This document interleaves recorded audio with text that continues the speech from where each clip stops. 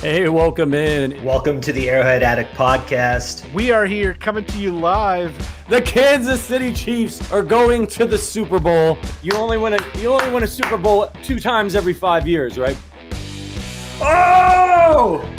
The warm-up act is over. Let's bring in Melissa Etheridge, massive Chiefs fan. Melissa, Super Bowl champion, 2-time Pro Bowler, and Trent Green. Trent Green, how you doing? Hey, what's going on, guys?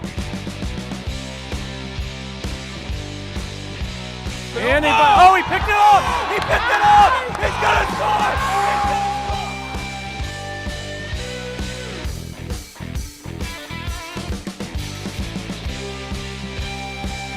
And we'll see you next week. But until then, as always, go Chiefs. I was working in my lab late one night when my eyes beheld an eerie sight. The San Francisco GM began to rise, and suddenly, to my surprise, he pulled a trade. He pulled a monster trade. The monster trade. It was a pass rush trade. He did the trade. One Brett Veach should have made. They did the trade. He did the monster trade. Whoa! I was hoping you would do that, Sterling. You're supposed to jump in there. Happy Halloween on behalf of me. I don't even know what I am. A bank robber costume, maybe Grimace and Hamburglar together. Who knows? Sterling, you look unbelievable, by the way. Happy trade deadline and Halloween to you, my friend. And welcome to the Arrowhead Addict podcast. Let's dance. Yeah, that's all I'm going to do. The whole show was me doing a horrendous David Bowie impersonation. Several City is my favorite David Bowie song, but I didn't really know how I was going to throw that into a random conversation here. True. But I guess we're all technically suffering a little bit because Brett Veach did not go out and make a move. We weren't super surprised, at least I wasn't, when McCole Hardman made what was the trade. I go, that is the trade. You're not going to see another dude. And that was why I was so down, if you will, on that trade for McCole Hardman. It's not him personally.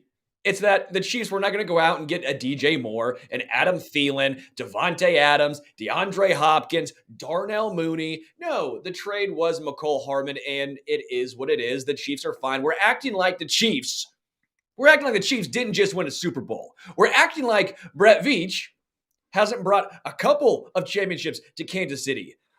I, for one, am going to pump the brakes a little bit, but yes, it is slightly alarming when you see some of the moves going around the NFL, these contenders bolstering their team while the Chiefs stay pat.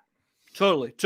Folks, we have a lot going on today. If you're just joining the show, first, I'm sorry that, well, actually not. You look great, Sterling. I should have prepped a little bit more. But yeah, we're here on Halloween with you. Look at that get up. By the way, do you miss the mustache? I had to shave it. I do. I feel cold, but I had to shave it because the Chiefs lost. I shave it after Chiefs lose because after the Super Bowl win, it's the offseason. You shave it. They lost to Detroit, shaved it. Lose to the Broncos, shave it. It's the in the media, we're not really allowed to say like it's our team. Like I can't say us. It's the Chiefs. It's them. So this is my little way of getting back and saying I am in solidarity with the Kansas City Chiefs. And that is the mustache. That's a victory stash. I love it. Folks, if you're with us, look, we have an interview with Valdes-Scantling. I said Scantling Jr. Who's that? I'm like mixing up people. Anyway, we got MVS on the show a little bit later doing an interview we did a little bit earlier. We'll end the show with that. We also have, look, if this was a shampoo commercial, it'd be rinse and repeat because I've got a lot I'm thinking about after this Broncos game that's driving me crazy. And then it's deadline day, and I knew we wouldn't do anything, and yet I'm upset we didn't do anything, and I'm using we, and you just said I'm not supposed to say that, but I can do that, whatever. Yeah, let's start with deadline day. Look, we got a lot to talk about here. I guess before we do, we got some friends over at FanDuel telling us we got a deal, right? We have a very good deal. By the way, Phantom with maybe the early leader in the clubhouse for puns. Relax, Chiefs fans. We are living through the golden years. That is a very good David Bowie pull right there. But here we have for all of you Chiefs fans, we have some great news. If you've not signed up for FanDuel, you can take advantage of a limited time promo for new users. All you have to do is deposit and place a $5 wager on any sport, and you will get $150 added to your account in bonus bets if your bet wins. All you have to do is use our link, bit.ly/arrow150 to sign up. And here's the thing, using our link, one more time for you, bit.ly/arrow150 not only gets you the bonus bets, but also supports the podcast. So if you're not yet signed up for FanDuel, please do us a solid and sign up with that link and place that first bet. Deals like this are what keep our podcast going year round, and it allows Matt to dress up like Grimace and myself like David Bowie. This offer is only available to new customers who are 21 plus and physically present in legal gambling states. Please remember to always gamble responsibly. Check the episode description for the full terms of the offer. Sterling, we know the Chiefs did not make a move today. However, the day included several deals. What were your do you have general thoughts on the day? Like how the trade deadline went, who you thought made a good move, maybe who didn't? Yeah, quite frankly, I think the Bears made a good move. They have 110 plus million in cap space going into next year. They got Montez Sweat. I understand they might overpay for him, but at the same time, when you have that much money freed up, you got to spend it somewhere. Might as well try and get better. I thought that was a good move. Not a ton of incredible moves going on. We always think there's going to be something wild, right? We always think that it's turning more into the NBA or Major League Baseball. It's all wishes, right? We're so used to playing Madden. We're so used to having forced trades, auto trades on. Yeah, I want that guy. Send him over here. That's not the real world. Now, yes, the NFL is getting more and more transactional, but it's not there yet. So as much as we would have liked to see some major moves happening to the Davante Adams of the world, right? The realistic possibility was that's not going to happen. So quite frankly, this was more or less what I expected. Are you a little surprised here? I'm a little surprised at the NFL here, because fan interest in the trade deadline is at a fever pitch. It's like it's a way during midseason for everyone to get really excited. Why wouldn't you have it 2 or 3 weeks later? The number of teams right now that still think they're in it, that the Broncos won on Sunday and suddenly they think, hey, we just beat the Chiefs. Maybe we'll make some noise. So they don't trade Jerry Jeudy. They don't trade Cortland Sutton. They don't trade Jewel. They don't trade. And, I'm just thinking, look, if you just make the deadline a couple weeks later, you'd probably double the action in this, because you'd have that many more pretenders out of it and therefore jostling for draft assets. To me, it would be great for the NFL to just make it mid-November, and then you'd have a better product. Well, I think it's a really good point, because right now you have New England at 2-6. Clearly they are out of it, but you have the Jets at 4-3. The Jets at 4-3, they're above 500. They still think they have a chance, even though Zach Wilson now is their guy. You look down in the AFC South, Houston is 3-4. Tennessee is 3-4. Indy is 3-5. Vegas is 3-5. As you mentioned, Denver is 3-5. Again, those teams are all sitting here going, we're close to 500. Do we really want to give up and just punt on the year? No, it's too early to do that. You never know in the NFL, anything can happen. But at the same token, I think you're completely right. You go week 10, week 11, that would make a lot more sense. A lot more teams would be sellers. They know where they stand. Commanders are really the only team that had a fire sale, if you will, as Sean Browning points out in the chat. And even they are 3-5. It's not like they're just this horrendous team. That's even more surprising to me, because Washington is in the NFC right now. 4-4 gets you into the playoffs. Right.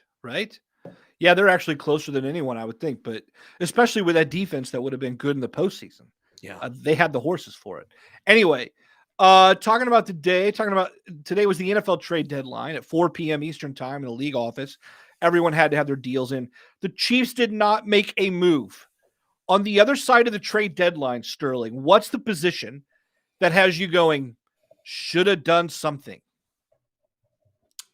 Well, I mean, The answer is wide receiver. That's the only spot, right? There's no other spot I would say the Chiefs should have or consider. I mean, if you want to say linebacker because of the injuries, sure. because that's fair, and I will entertain it.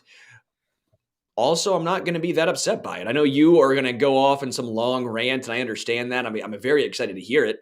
But where I'm coming from is Brett Veach just won the Super Bowl, and the only real difference at wide receiver was Juju Smith-Schuster, a dude who has no knees, a dude who right now is hardly getting playing time in New England on a team that is literally void of offensive talent. I can't be that upset. He had a game plan. He's going to stick to it, okay? Now, you can disagree with what we have seen so far, but he had a game plan, and that's what they're going with. The game plan is we're going to spend the highest draft capital on the defense. Then we will spend some second rounders, some other draft capital on the wide receivers. But we're going to wait for those guys to develop. We're not going to punt just yet. Sky Moore's a second rounder. Rashee Rice is a second rounder. Kadarius Toney, we traded some draft capital for. We're going to try and have these guys grow. You know, in the salary cap era, not everyone is going to be all pros. Not everyone can be wide receiver one. You can't have the best at every single position. Again, this is the salary cap era. The only way the Chiefs can do that is if they draft well. The wide receiver spot is the only spot Brett Veach has consistently missed on. Now, if that's another conversation you want to have and say, hey, well, if you can't hit there, stop spending draft capital there and just trade for or sign guys. That I will entertain. Same time, Brett Veach has a plan. I'm not saying he's infallible. I'm not saying that he can do no wrong. But what I am saying is I think we need to pump the brakes just a little bit on this situation here. I get what you're saying. I'm even okay not making a move at wide receiver because I'm with you. I'm with you on this idea that, hey, look, if you have a bunch of young horses, you got to let them run. You have to let them run. You can't get to season's end and then suddenly, I don't know. Sky Moore needs more than a year and a half. People may hate hearing that, but you got to, if you're going to invest a second round pick, you got to let the kids play out. Same thing with Kadarius Toney. Same thing with, here's my deal. And look, I don't know where this rant fits in our show script and whatever, but here's what I'd love for you to respond to this, right? If these Chiefs are going to win the Super Bowl, it's not because of this offense. It's not. It'll happen because Patrick Mahomes is your quarterback, of course. But the electricity isn't there. What the identity of this team now is that you have the MVP at quarterback backed up by maybe a top 3 defense in the league. They're dominant. This defense can step up and get it done. And you've got all pros at both specialist positions. Tommy Townsend's going to pin him every time. Harrison Butker's going to get it every time. If that makes this team more boring, so be it. But you can play the field position game and win. On Sunday, I thought I saw Andy Reid buying into that. People were like, why didn't we go for it? Go for the touchdown. Because you take the points because you can win these games now. That's this team's identity. That Spags' defense can step up and actually stop anyone and everyone from doing what they want to do, at least enough that Patrick Mahomes is going to carry this sad sack of wide receivers across the line enough to do it, along with, of course, Travis Kelce to do it. So my problem then, when you lose Nick Bolton and suddenly you look and say, we're getting gashed, if Drew Tranquill goes down, Tranquill did go to, Willie Gay's tailbone. Suddenly you're looking at your defense, which is the unit that's carried you this far. The Chiefs probably should have another loss or 2, if not for this defense. I'm looking at the Jets game and some others, right? That being the case, when I'm looking at the linebackers, I'm thinking, just trade for Josie Jewell. Just trade for Jordan Banks. Trade for someone. Bolton's not coming back until Christmas. You really want to wait to open that present? We had Jack Cochran wearing the green dot in the middle of the defense with Cam Jones standing next to him. You could put those two on any sidewalk in Kansas City and everyone would walk right by them, not knowing that they were actually 2 of your 11 defensive starters in a game on Sunday. It's just, to me, those are the moves you make, some level of importing, and you don't look over at Denver and go, hey, will you make Ben Neiman available to me? We've missed him the last couple of years. To me, this team can allow their defense to carry them. The problem then is that everyone on offense is still acting like we need the offense to carry them. So McCole Hardman's like, oh, sorry, I got greedy. I got greedy and selfish and did too much. And it's like, yeah, you don't have to win the game, McCole Hardman. You know what? The defense can win the game, right? So it's like, you don't have to be cute with your play calling, coaches. You don't have to go for the deep ball when the easy route's right there, Patrick Mahomes. You don't have to like do too much, wide receivers. Just there's so much going on here in the play calling and the coaching. It's like you can win. You're not going to score as much. You're not. The Chiefs have a bunch of one-note receivers, and all you have to do in that phase, all you have to do as a defensive coordinator is stop. Like, but look, before the season, we were saying the Chiefs have 7 guys, and they all can do something different, but they all do one thing really well, and we're going to bring all these 7, and like every opposing defensive coordinator is like, yeah, I'll stop him from doing that one thing really well, and then he's never going to do anything else on the field. I mean, like, that's what we're seeing. It's like not hard to shut down these guys. And suddenly we're looking around going, is anyone well-rounded around here? Is it besides Travis Kelce? The answer is no. I'm going on and on and on here, but all I'm trying to say is, look, this team's identity is different. It's not the same as it was last year, even though maybe the only difference is having a Juju Smith-Schuster. You don't have him. You got one-note players who can't get open. They're all slot receivers being asked to play elsewhere. The trust factor isn't there. Whatever you want to say about them, lean into the defense, which is what we have. Should have bolstered it. Now we don't. Now we're rolling into Miami and Frankfurt with the limited linebacking core like we used to have with Anthony Hitchens and company. It's not that bad, maybe. But I'm worried. I'm worried we're shifting away from our strengths.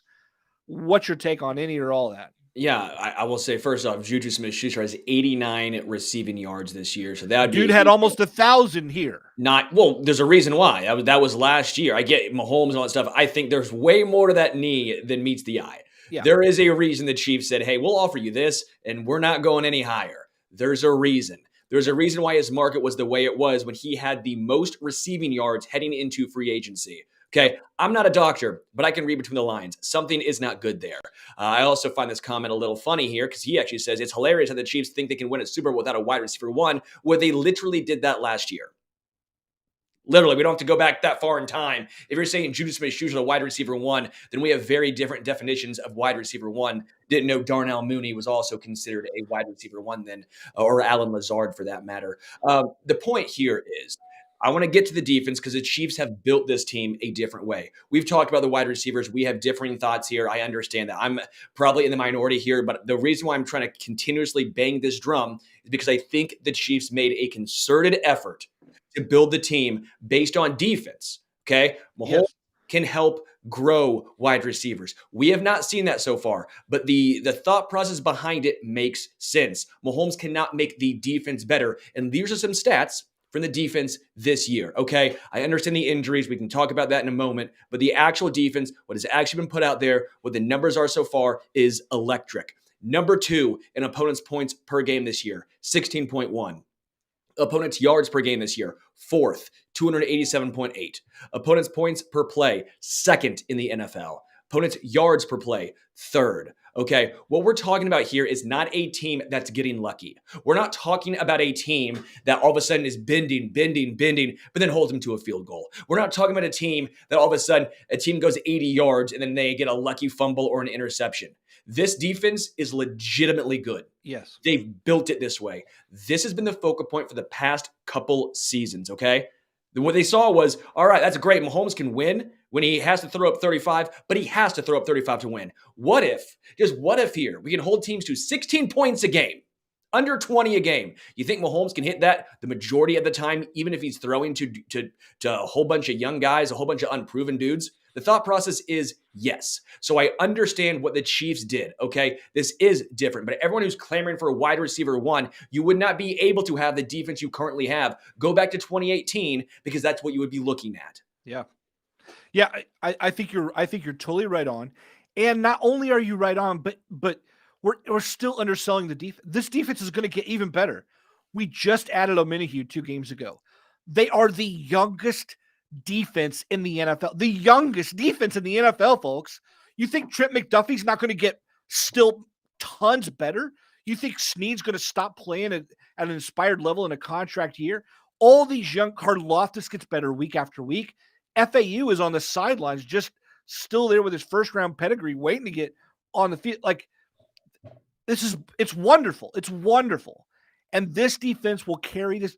I think this defense could hoist the Lombardi for sure. And Mahomes and Kelsey are enough to get it done there. My problem is that like the play calling is driving me bananas when you're throwing multiple passes behind the line of scrimmage, several yards. Like what are we doing when you're just going forward? Sometimes I think Mahomes has a hard time just taking the easy stuff that could come to him. And so it's going like when you just need 5 yards for the first down and you throw it deep and then it turns into a lost opportunity, things like that. I mean, you don't want to bridle a horse that's built for certain things, but at the same time, when you've built a team to be this balanced, you got to lean into that. And I just think somewhere, especially on the offensive side, maybe it's the loss of Bieniemy and the addition of Matt Nagy. Maybe it's Connor Embry taking over the wide receivers. Maybe it's Todd Pinkston joining as a first-year former player and now coach. Maybe there's some coaching things going on. I don't know.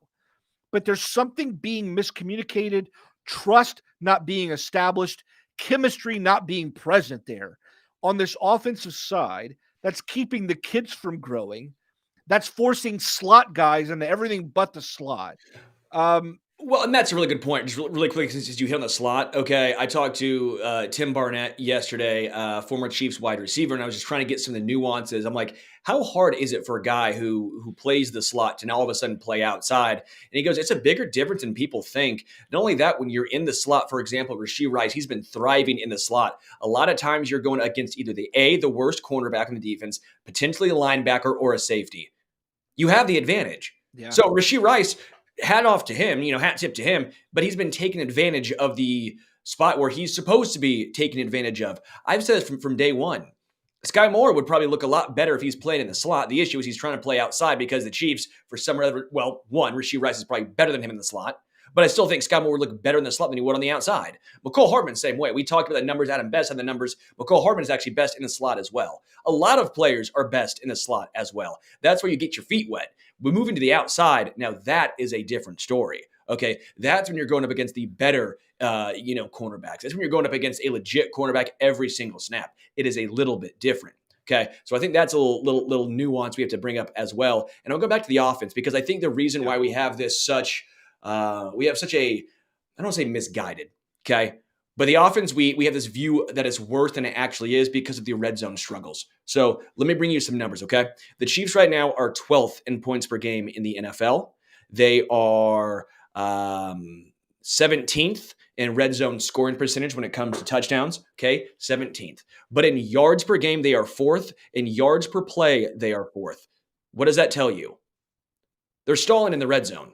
They're having too many turnovers. They're moving the ball when they need to move the ball. The issue is they don't take care of the football. If you look at the underlying numbers, what at least I'm gathering from this, they're a little unlucky right now. Sure. I mean, red zone, obviously there is some skill in red zone scoring. I'm not saying it's all fluky, but you're telling me with Andy Reid, with Travis Kelce, Mahomes, and just the amount of time Mahomes has to sit back in the pocket, that this red zone issue will not at least get better as the season progresses? Because the yards aren't the issue. Moving the ball from the numbers I just showed you, that's not the issue. It's not number 1 in the NFL, but 4th is pretty darn good. Okay, that's top 5. Yeah. With the top 2 defense, you're telling me you can't win ball games that way? You can. The issue is it comes down to the red zone. I don't disagree with you. It's just that when we get in the red zone, the personnel gets funny at times. And the play calling gets funny at times. You can't go 1 of 5. You can't go 0 of 4 against the Jets. I mean, apparently you can against the Jets, but here's the other factor too. And let me ask you this. Now we're like knee deep in our show script and I don't know what's up or down, right?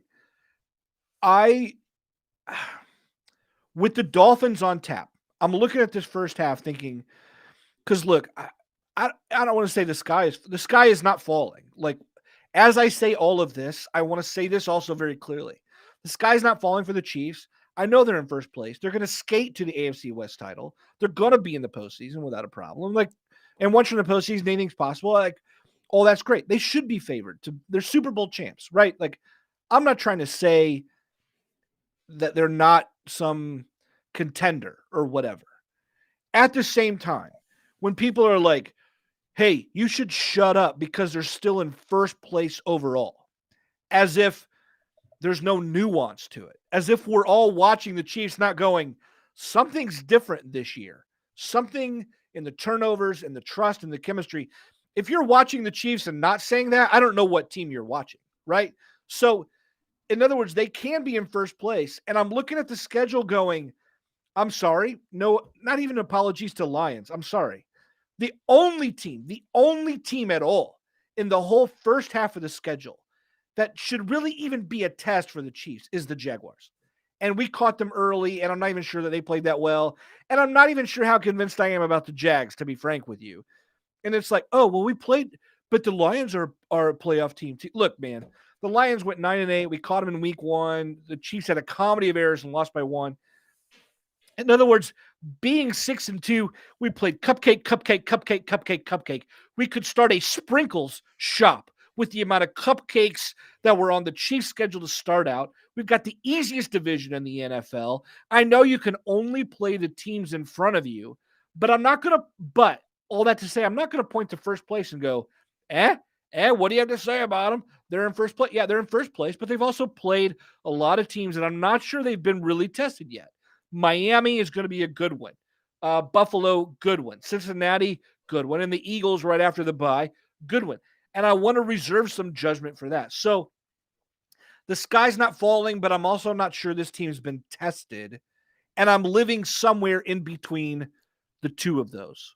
What do you think? Yeah, I think they've been tested, but I do agree that it was early in the season, so you don't really know for sure. I think the Lions are a good team. I think you're completely underestimating the Lions. They are a very good team, personally. Jags, I think, are a fine team. I think they're above average. But I think every single team in the NFL has a fatal flaw, if you will. Totally. The Eagles' secondary and their defense as a whole has not been as good as we once thought. Jalen Hurts, at least early on in the year, was really struggling throwing the football. He was turning the ball over a ton. He is starting to get it figured out. Josh Allen and the Bills, they've had their own struggles. They've been getting gashed at times. The Chiefs, if you want to say their weakness is either A, stopping the run to an extent, especially with Nick Bolton, the linebackers out, and obviously the wide receivers. 49ers, well, they don't have a quarterback. Okay. By the way, watching Jimmy G with the 49ers last night, I give all the credit in the world to Kyle Shanahan. Are you kidding me? He dragged that bum to a Super Bowl. I mean, seriously, Kyle Shanahan might be the greatest head coach of all time. Look at his record with dudes like Brock Purdy, Nick Mullins, and Jimmy G. Those dudes are horrendous. Yeah. And yet, what do? They go like 12-4, 12-5, 13-4 every single year. Hat tip to Kyle Shanahan after watching that brutal performance last night. But the issue is, and what's the Bengals' weakness? There isn't one. Dude, they're 4-3. What are they, 4-3? They have a weakness. Yeah. They clearly, their offensive line is atrocious. It's really bad. Like, I get they tried to bolster it. They didn't. It didn't work. Every single team has a weakness. I just feel like we're acting here like the Chiefs have to be perfect. And I'm sitting here going, no team is perfect. You don't see perfect teams. When the Chiefs won the Super Bowl, they weren't perfect. Their defense got hot at the second half of the season. The defense right now is electric. What you're hoping for now is the wide receivers get hot the second half of the season. That's the difference here. Yeah. Let me ask you about the wide receivers here just a little bit more. Just to ask you, do you believe that the best is yet to come from some of these young guys who've been written off? I think we're all still holding out hope. Like Rashee Rice, we're all excited by him. So he's not lumped in here. But when I look at Kadarius Toney, like you mentioned Kadarius Toney, he was a top 20 pick in his draft class just 2 years ago, right? Last year, Sky Moore, we passed on George Pickens. So we could pick up Darian Kennard, by the way. That was who we picked up in order to slip back and take Sky Moore. But, Sky Moore was a second-round pick just a year ago. So some of these younger guys Do you think that there is better days to come, and we're going to look back and go, oh, we judged one or both of them a little early? Again, I think I'm in the minority here. I say yes. I've Okay. said it for a while now. I'm starting to get off the Sky Moore train because I was very heavily on it. I was at the forefront going into this year of everyone hop aboard, guys. Sky Moore is going to lead this team in receptions. He's going to be a slot. He's going to be a maverick out there. He will not mess up. He is going to be great. He's got those Johnny Benchian hands. He can't drop the ball. It's Deontay Johnson, but with good hands. I'm an idiot. I was wrong. Rashee Rice took his job, and they kicked Sky Moore somehow to the outside. I never thought I'd be saying I want more Justin Watson, but yes, I do think it's still a little bit early, okay? I'm not 100% ready to say Sky Moore is completely a bust. Is he going to be George Pickens? Will we rue that draft pick? Potentially. But I'm not going to sit here and say he can never be anything. This is what you have to do when you build a team. You have to hit on guys through the draft, and the Chiefs have done that a lot, okay? For all the talk about, well, Pickens went after him or DK after McColl, or it's just all of those things, right? We don't always talk about the hits. We don't talk about the fact that Mahomes and Trubisky went before him. We don't talk about how Creed Humphrey was drafted in the 2nd round. We don't talk about how Trey Smith was drafted in the 6th round. Yeah. L'Jarius Sneed in the 4th. McDuffie, was taken instead of Kier Elam. Like, we don't talk about all the hits. We only talk about the misses. It's very hard to hit on 100% of your draft picks. Okay, I feel like I'm not sitting here trying to just say Brett Veach is the GOAT. He's the greatest of all time. But again, I feel like we're asking for perfection when in reality he's done a damn good job building this team. It's just looking a little different than it has in the past. Yeah, totally. I totally agree with you. I think mostly we agree. I do. I just think there are some nuances here that I was hoping to see. I want a little bit more proactivity at the deadline at places of need. And I'm not sold on the schedule. But they have 5 draft picks next year? The Chiefs do? If I'm not mistaken, let me look it up. I feel like we should have more than that. Plus, we should have a compensatory, right? I mean, I thought we were at 7. Let me look it up. We have a total break right now because we're researching. I see they have a 1st, 2nd, 3rd, 4th, and 5th. And maybe I'm completely wrong here, but that's what I'm looking at on drafttech.com, which I have never heard of, which seems very reliable. I love Draft Tech, whatever that is. Are you a big Draft Tech guy? I have no idea what that is. Right now, Tankathon, which usually is pretty accurate, has the Chiefs at a 1st, 2nd, 3rd, 4th, a 5th from Dallas. Okay. A 5th compensatory, which could be disappearing in all that Coburn, this and that mess that was brought up earlier. And then a 6th at number 2, which would be number 208 overall. Okay, so some other websites I've seen 5. The point is they're not flush with draft picks like they have been in the past. Okay, yeah, for sure. So you're not going to give up a 2nd or a 3rd rounder. You're not giving up one of your high draft picks for a rental, let's just say Hollywood Brown, then turn around and pay him $20+ million. The Chiefs were, in a sense, between a rock and a hard place. You almost have to see what you have in Sky. I'm not saying people should just all of a sudden blindly believe that Sky Moore is going to all of a sudden turn around. But at the same point, the Chiefs almost have to hope that that's the case because they put a lot of resources right here. A couple 2nd rounders back to back. They spent some draft capital to bring Kadarius Toney in. This is what they got. So this is what they're going with because they don't have the draft capital to go out and get something else. Question though, they're going to make some moves. Chris Jones, you think he's here long term? Feels like a tag and trade to me. Like we're talking about the number of draft picks they have, but if you told me that Veach was going to secure an extra 1st and 2nd or 1st and 3rd because of Jones, I'd totally believe it. And we'd be much more loaded to going into the draft. Man, it's just tough. The Chris Jones saga is going to continue this offseason. If you guys thought you were over that, get ready to ramp that back up. But I don't want to talk about it right now because the team looks so good, and he's been such a vital part. Even if the numbers aren't quite there, the sack numbers and that stuff, he's opening up everything for everyone else. Mike Dana, George Karlaftis, Charles Omenihu. I mean, you're looking at Chris Jones and Charles side by side right there. The reason why Charles has so many one-on-ones and is getting back there is because Chris Jones is getting double-teamed. Yeah, man. Yeah. Soon what's going to happen, you're going to have to, double-team Charles, and Chris Jones has a one-on-one. I mean, this Chiefs defensive line is so deep. They have a first rounder, as you mentioned. They don't really even need to use. Just sitting FAU, there. he's Love just sitting there going, all right, you grow, you learn from these guys. Yeah. We'll let you know when you're needed.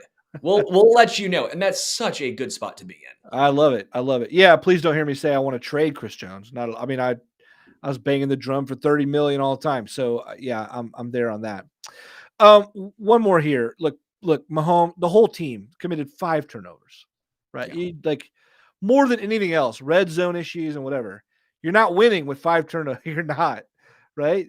How much of that was the flu for you? I mean, some of those turnovers weren't Mahomes at all, but those that were, and the general frustrating play at times, was that the flu? Was it more than that? It can't all be the flu. The flu doesn't affect MVS coming back on a route. The flu doesn't turn Sky Moore into stone hands. The flu doesn't all of a sudden make McCole Hardman, for whatever reason, perpetually decide to try and catch the rock inside the 10-yard line. Dude, what do we have to do? What do we have to do with any returner? It's every returner at this point. Washington didn't do it. Did he play enough? Did he play I liked enough? him. Oh man, it feels like everybody back there is just like, hey, do you want to make bad decisions? Then would you like to return punts for the Kansas City Chiefs? Oh, then I would be the best punt returner. I mean, it's mind blowing how that continuously happens. Obviously, Dave Tobe has to be telling them this, or else he would pull them, right? Obviously, Dave Tobe is aggressive in regards to where they set up, what they're allowed to try and take back, because if not, they would be sitting on the bench next to him, or else we'd only see it from one guy. Everyone does it. Yeah, I mean, I don't blame the flu for that one. I mean, Mahomes did not look good, but no one really looked good on the offense. The offensive line wasn't looking very good. I mean, they looked good for the most part, right? But it's still, they could have had a better game overall, the tackles especially, wide receivers. Travis Kelce had a big drop as well. He looked a little sluggish in my eyes. I've seen a couple chats here. Devontae Adams would be a perfect fit on the Chiefs. Trade for DK Metcalf. You realize you have to give something up to get these guys, right? And you have to also have the salary. I'm not trying to roast you. I'm not trying to be rude here. But my point here is, it's not as simple as, oh, yeah, the Chiefs would look good with Devontae Adams. Let's throw him a 6th rounder. And, of course, the Raiders would trade him to Kansas City. Right. Like, not only that, they have to find it monetarily makes sense for it to fit into the salary cap.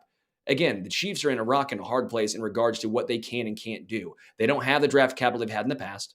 They don't have the salary opening they had in the past.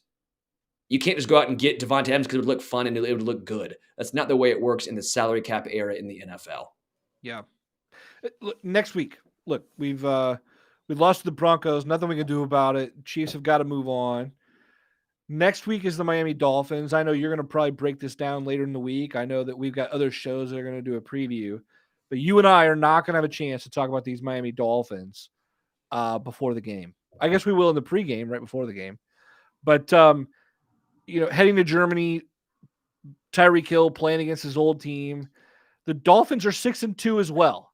How seriously do you think they are in terms of, how seriously do you take them as AFC contender at 6-2 right now and as they're heading into week 9 versus the Chiefs? Yeah, I do. They remind me a little bit of the 2018 Chiefs. Very offensive focus, not great defensively. They tried to bolster the defense, but it's not really panned out for Miami. I was talking with some former Chiefs and I was laughing. I said, who has the edge, the Chiefs or Tyreek Hill? I mean, Tyreek Hill obviously knows the Kansas City Chiefs cornerback room and what they like to run, Steve Spagnuolo, but also the Chiefs corners, and Steve Spagnuolo knows how to try and stop Tyreek. They see each other in practice, obviously, all that time as well. This is going to be very fascinating. I actually have the under in this game. I think it's going to be a little lower scoring than people are probably expecting. Not saying that Chiefs can't take advantage of a porous Miami defense, but I think the Chiefs defense is that good. I think they're going to be able to slow down Miami's attack, especially through the air. The issue is the Chiefs, without those linebackers, are going to have trouble probably slowing down Raheem Mostert. I know no Devon Achane, but Raheem Mostert is a very talented running back. The Miami Dolphins, I think, are first in rush yards per game this year. They've been very effective on the ground. I think it's going to drain the clock. It's going to be a little different game than people are expecting, but also the game being in Germany, an 8 a.m. game, the travel game. Those games can be wonky. They're a little lower scoring. You might not have the same preparation. The Chiefs obviously going over on Thursday evening, going to have their first practice on Friday. If I'm not mistaken, I believe Miami's actually over there in Germany right now. Two different ways of trying to go about this. I think Miami, though, in the grand scheme of things, is a team that the Chiefs and the NFL needs to take seriously. But I actually think the Chiefs match up well. One of the few teams that match up well against the Miami Dolphins. Yeah. I'm interested to see whether we see petty Mahomes, because Tyreek has not been shy about pointing out differences between Tua and him in the time since he was traded or not, coming off of this flu game and like 5 total offensive turnovers for the Chiefs. I could see Mahomes just going, let's shut up some doubters. Let's silence some of the critics that we've heard in the last week. It could be fun. It could be a fun outing in that way. Although, again, I know that the Dolphins are 6-2. I will say this: if you look at the Dolphins' schedule, they've also played a lot of soft teams, and when they've played big teams, they didn't just lose; they got rolled. Like Buffalo rolled them over, like put them in a rug, rolled them up in a giant Oriental carpet, and carried them out to the back of the van. That's what the Buffalo Bills did, and the Philadelphia Eagles did the exact same thing. So, if the Chiefs are as serious as we hope and think they are, it could be the same thing, and we might find that the Dolphins are softer than we think, despite their record. Yeah, I see also from Angry Drunken German says when the Dolphins play a solid team, the pass rush, they get stomped. And that's, again, why I think the Chiefs match up well. The Chiefs have the pass rush. They have the corners. They have the dogs and the defense to keep up with the speed of the Miami Dolphins. But again, it's going to come down to can they stop the run? I know it's going to sound weird to say. I know this sounds very typically against what I'm like running backs don't make a huge difference. Run the ball. But against the Miami Dolphins, if they're getting 6-7 yards a carry with Raheem Mostert, it's going to make me a little nervous. That's all I'm going to say, because I do think that's where Miami actually has an advantage, because I don't think they have a massive advantage, if at all, when they drop back to pass. And that's very rare to say against a team the Dolphins will play this season. Yeah, I agree. I had to laugh a little bit there because just watching you with that hair and makeup. It was like Jerry Seinfeld. Like talking. I'm out. Talking serious football is it's such a great combination. I'm like, I don't know how we got here, but I'm glad we got here. Yeah. Hey, early predictions for the Dolphins, by the way. Yeah, I'm gonna go a little lower scoring. I'll say 24-21. Where I think the over-under right now is at 51, something like that. That'd be 45. I think it's a close game, but I think the Chiefs hold on and they win this one. I think Butker is kind of a secret weapon at this point, quite frankly. Butker has been just absolutely nails, yet to miss a kick this season. And I'm intrigued to see how the field looks for these players. Okay, last year in Germany, I think it was last year, when the Buccaneers were over there, they weren't a fan. It was all grass, not turf, but all grass. But soccer pitches are a little different than what they use for grass in the NFL. NFL grass is a little longer. Over there for soccer, it's a little shorter. Okay, I forget who it was in the Buccaneers said that field was atrocious. You couldn't get a grip. You were sliding everywhere because you couldn't get your cleats in there. So the difference is this year in Germany, they're using a little hybrid field, which is typically 90% grass, 10% added fiber in there to try and make it a little different, to make it a little sturdier for the players, if you will. So watch out early if players are going through cleats to see if they're slipping early, if they try and change into something different later on. I think it's a little nuance, something to watch for how the game progresses. Interesting. I'm going to go Chiefs as well in this one. I think Mahomes shows. I think Petty Mahomes shows up. I'm going to go 35-24, and I think it's the first real test, and I think they pass it. I'm a believer. I couldn't leave her if I tried. And then you saw her face, right? Yeah, and then she looked like Mike McDaniel. Yeah. Folks, hey, look, a little bit different show for you today. I had the chance to catch up with Marquez Valdes-Scantling earlier after the Broncos game, actually. We thought we'd hold it for this show. And then we just thought, well, we'll just close the show with that. Had the chance to talk to him about a number of things, including rebounding from the loss and the wide receiver room in general, and fan expectations of a prolific offense year after year after year. So stick around for that. And also, if you have some well wishes, our producer Richard is feeling under the weather, so we're not doing any must list or anything like that. Certainly wish Richard the best. Before we leave, by the way, all of you out there listening, watching in any way, we always appreciate you following, hanging out with us, putting up with our silly antics. My silly antics. Sterling looks wonderful, by the way. It's a normal Tuesday. Wait, it's Halloween? Oh, who knew? Yeah. So hit the like button, subscribe, hand out our business cards to your friends, whatever it is you need to do there. More than anything else, have a happy Halloween to you and yours. Stay tuned. Here's our conversation from yesterday with Marquez Valdes-Scantling. Hello, this is Matt Connor with FanSighted. So glad to have here with us for a few minutes Kansas City Chiefs wide receiver Marquez Valdes-Scantling. Marquez, 6 years in the league, carved out a great role as a deep threat with some of the most prolific offenses in that time. But you're coming off a little bit of a tough loss yesterday. First of all, thanks so much for joining us today. I know you're doing some cool stuff with Charmin. We'll get to that in just a second. But yeah, wanted to see, look, so much is made of, that's one of the longest streaks ever in NFL history to be dominant over one team. 16 straight. For that to be broken, I think a lot of people are saying, man, it's got to be broken sometime. It's just like winning is hard in the NFL. Wondering how you guys are sort of carrying that loss the day after. Yeah, I mean, you kind of got to flush it. We got a new week. That's the beautiful thing about this league that we play in, man. It's 17 games, and Super Bowl isn't won in week 7 or week 8, So there hasn't been too many teams that, went undefeated and won a Super Bowl, So I think that's kind of how we, take it and, move on to the next week and try to go 1-0.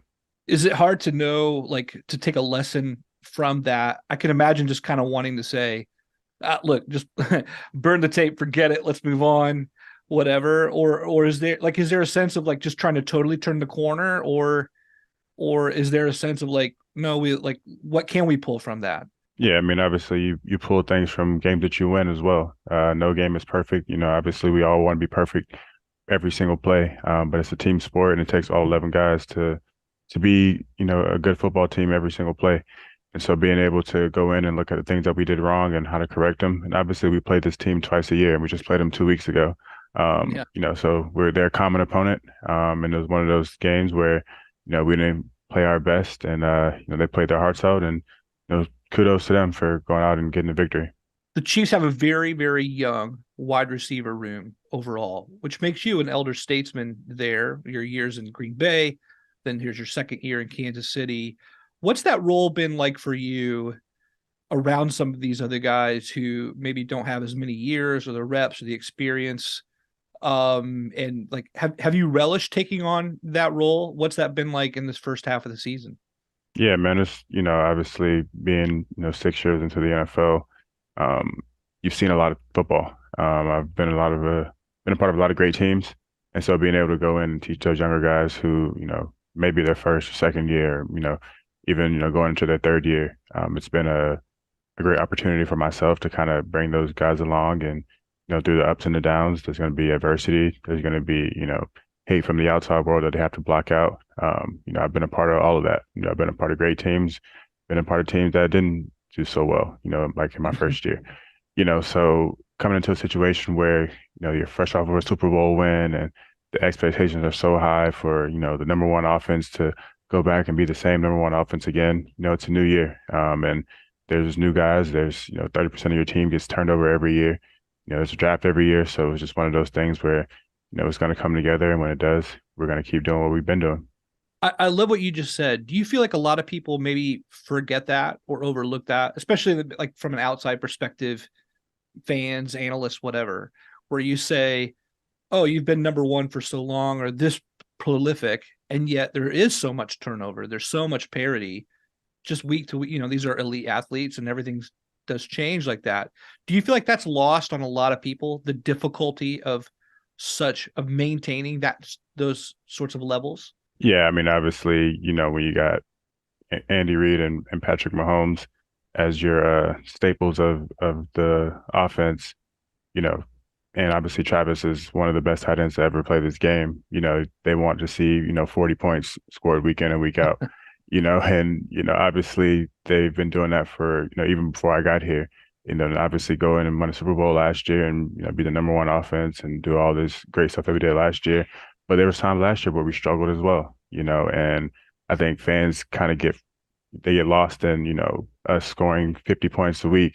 And it's not that easy, man. Like I said, there's a lot of turnover. We have, pretty much a brand new receiver room this year. We got 2 new tackles. And then obviously, with our running backs, those guys been there all year, even last year. But, even Pacheco, it's only his second year as well. So I think fans just kind of get lost in that. They want to see, 60 points scored week in and week out. And, they get paid on the other side of the ball too to stop us. So, they're not gonna let us just do whatever we want week in and week out, and obviously Pat's been doing this thing for a long time and it's been really good for a long time. So they're gonna try to figure out ways to kind of slow him down. I'm glad you brought up both the prolific offenses that you've been a part of in the past and working with Mahomes and Kelsey here.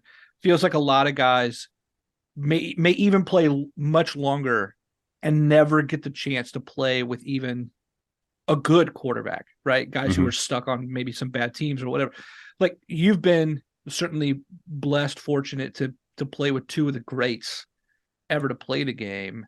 Do you ever reflect on some of that and your ability to, obviously in free agency, you're able to choose, this round. But yeah, that's a pretty great, if you got to be a deep threat, it's a nice place to be a deep threat. Yeah, obviously I played with, the 2 best quarterbacks to ever play this game. And I think, I've been fortunate enough and blessed enough to be able to do that for, the 6 years that I've been in the league. And obviously, I can't throw myself the ball, because I would do it every play if I could. So they've had to trust in me to throw me the ball and me make those plays for them, week in and week out. And I'm just grateful for the opportunity. I know you're doing some cool stuff with Charmin here in advance of the game in Frankfurt next week. Can you tell us more about that, what you're doing with them?